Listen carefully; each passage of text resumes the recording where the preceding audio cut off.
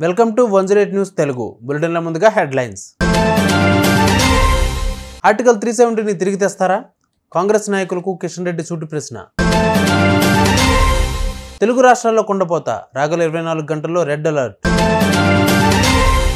కర్నూలులో రైతుల వజ్రాల వేట, క్యూ కట్టిన వజ్రాల వ్యాపారులు. కిక్కెక్కిస్తున్న ప్రభాస్ న్యూ లుక్, వార్ సిరీస్లో బాహుబలి. ఆర్టికల్ 370 మరియు ఆర్టికల్ 35A రద్దు. నరేంద్ర మోడీ జమ్మూ కాశ్మీర్లో శాంతి మరియు శ్రేయస్సుతో కూడిన ఒక కొత్త యుగానికి ప్రభుత్వం నాంది పలికింది.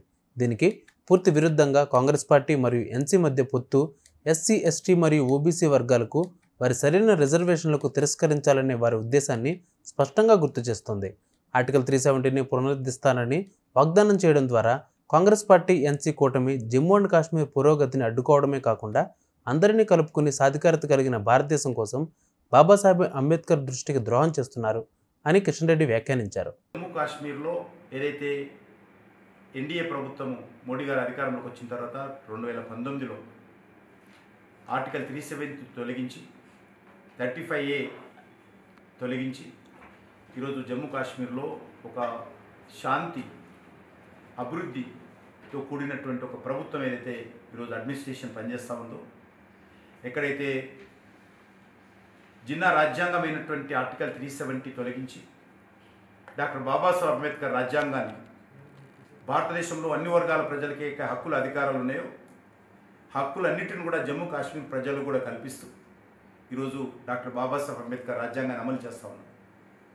మరి ఇటీవల లోక్సభ ఎన్నికల్లో కాంగ్రెస్ పార్టీ, భారతీయ జనతా పార్టీ రాజ్యాంగ వ్యతిరేకము, రాజ్యాంగాన్ని రద్దు చేస్తుంది, రిజర్వేషన్ తొలగిస్తుందని చెప్పినటువంటి రాహుల్ గాంధీ ఈరోజు జవాబు చెప్పాల్సిన అవసరం ఉంది. మేము డాక్టర్ బాబాసాహెబ్ అంబేద్కర్ రాజ్యాంగాన్ని జమ్మూ కాశ్మీర్లో అమలు చేస్తూ అక్కడ మహిళలకు అధికారాలు ఇచ్చాము, ఎస్టీ రిజర్వేషన్స్ కల్పిస్తూ ఉన్నాము, హిల్ ఏరియాలో నివసించేటువంటి పహాడీలకు, గుజ్జర్లకు, అదేవిధంగా బీసీలకు రిజర్వేషన్ కల్పిస్తూ ఉన్నాము. ఉమ్మడి ఆదిలాబాద్ జిల్లా వ్యాప్తంగా గత 2 రోజులుగా కురుస్తున్న భారీ వర్షాలకు కడెం ప్రాజెక్టుకు వరద ఉప్పొంగింది. 3 గేట్లు ఎత్తి నీటిని దిగువకు విడుదల చేసిన అధికారులు ఉన్నారు. ప్రాజెక్టు యొక్క పూర్తిస్థాయి నీటి మట్టం 700 అడుగులు మాత్రమే. ప్రస్తుతం నీటి మట్టం 698.725 అడుగులకు చేరింది.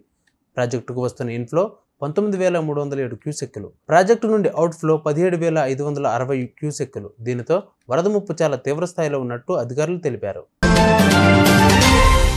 కర్నూలు జిల్లాలో గత 3 రోజులుగా కురుస్తున్న భారీ వర్షాలకు తుగ్గలి మండలం జొన్నగిరిలో పొలం పనులు చేస్తుండగా రామాంజనేయులు అనే రైతుకు ఒక విలువైన వజ్రం దొరికింది. దాని విలువ 12 లక్షల రూపాయల వరకు చేరుతుందని అంచనా వేశారు.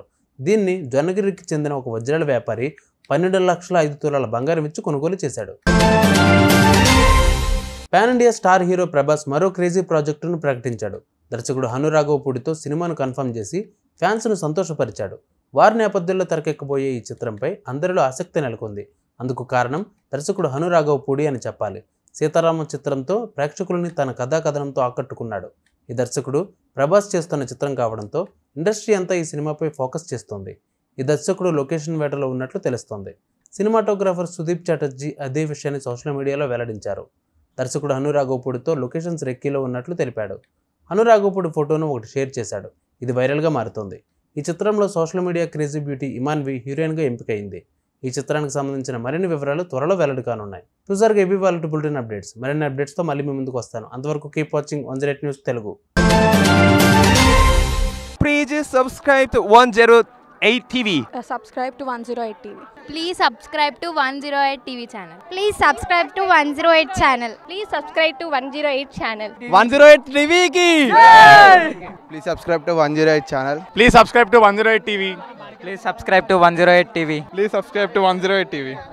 Please 108 TV follow. Please subscribe to 108 TV channel. Please subscribe to 108 TV. Please subscribe to 108 TV. Please subscribe 108 TV. 108 TV ni follow అవ్వండి. 108 TV ni follow అవ్వండి. Please subscribe to 108 TV.